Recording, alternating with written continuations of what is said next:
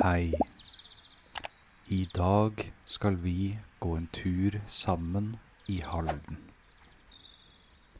Halden er en vakker by som ligger helt sør i Norge, nær grensen til Sverige. Vi starter turen vår nede ved elven. Elven heter Tista. Se på vannet.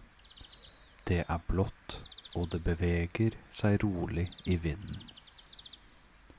På den andre siden av elven ser vi mange fine bygninger. Noen er røde, og noen er hvite. Dette er typiske farger for norske hus. Det er vår ute. Solen skinner, men luften er fremdeles litt frisk og kald. Det er en perfekt dag for en tur. Nå går vi på en vei med grus, så dette kalles en grusvei. Til høyre ser vi et høyt gjerde. Bak gjerdet er det togskinner og industri. Men hvis du ser oppe til høyre, så ser vi noe som er veldig viktig.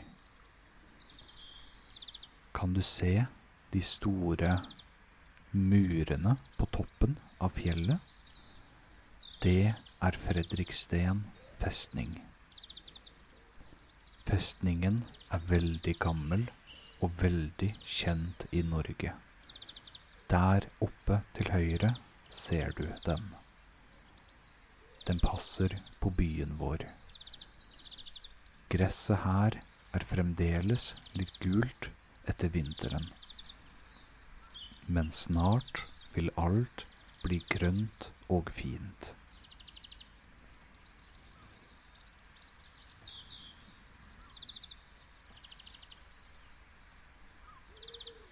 Nå kommer vi til en av de fineste delene av Halden.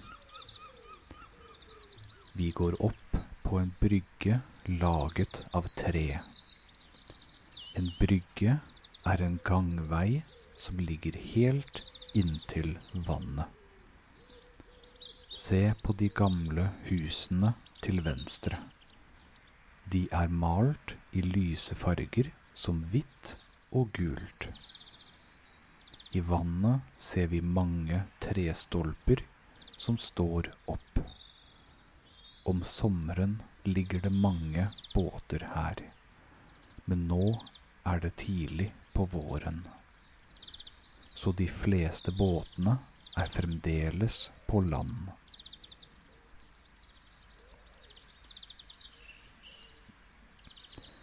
Vi nærmer oss sentrum av byen.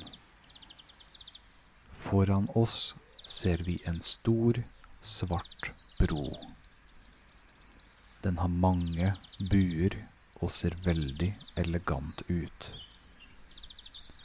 Broen binder de to sidene av byen sammen.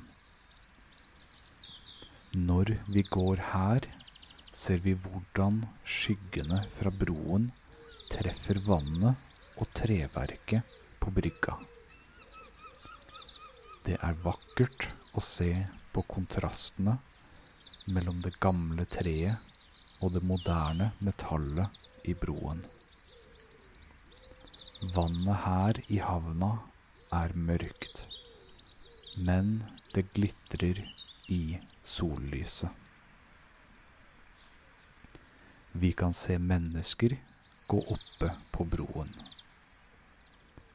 Og det er også litt lettere å se festningen oppe til høyre. Vi skal også ta en tur på festningen senere. Vi er nå ved slutten av turen vår. Vi går på en lang, rett brygge. Til høyre for oss står det en lang rekke med trær. Trærne har ikke fått blader ennå, men om noen uker vil de være helt grønne. Den store steinmuren på høyre side gjør at stien føles trygg og lun. Vi kan se ut over vannet en siste gang. Halden er en fredelig by, spesielt på en dag som denne. Tusen takk for at du ble med meg på tur i dag. Vi snakkes snart igjen. Ha det bra.